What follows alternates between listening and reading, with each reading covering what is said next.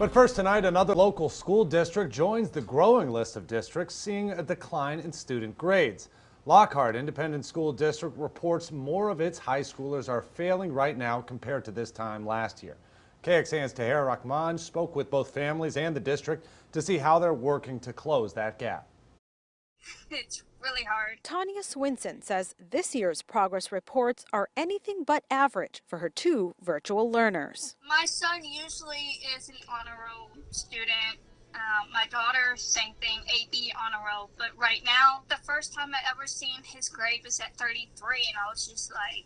Lockhart ISD says this time last year, 11% of high schoolers were failing. That number jumped to 29% this year. At least one daily grade per week. The district says they found some teachers not entering as many assignments as they were supposed to, resulting in unfairly providing greater weight to those few grades.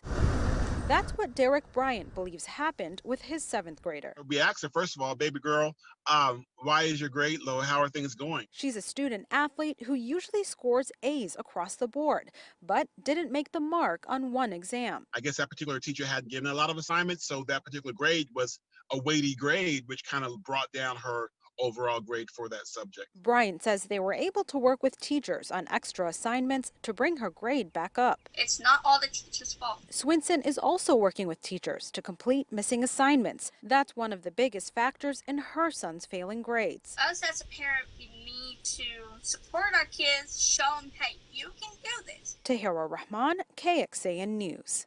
We first started looking into this issue because some anonymous teachers reached out to us believing the district was telling them to change grades and pass failing students. A Lockhart district spokesperson says administrators met with teachers last week who were not in compliance with grading policies and gave them instructions to make up assignment opportunities for students.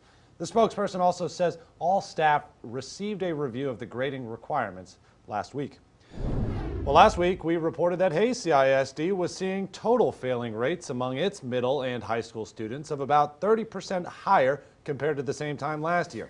Superintendent Eric Wright told us he thought most students were simply not doing their work, but he also said some teachers were still getting used to entering grades into the new learning management system.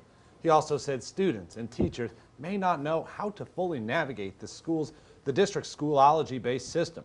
The district has since issued new grading guideline revisions. Students now have until the end of the first 9-week grading period to turn in late work. All work turned in late is eligible for full credit. In the second 9-week grading period, the 5-day grace period for turning in late work assignments, and with a maximum grading cap of 75% credit.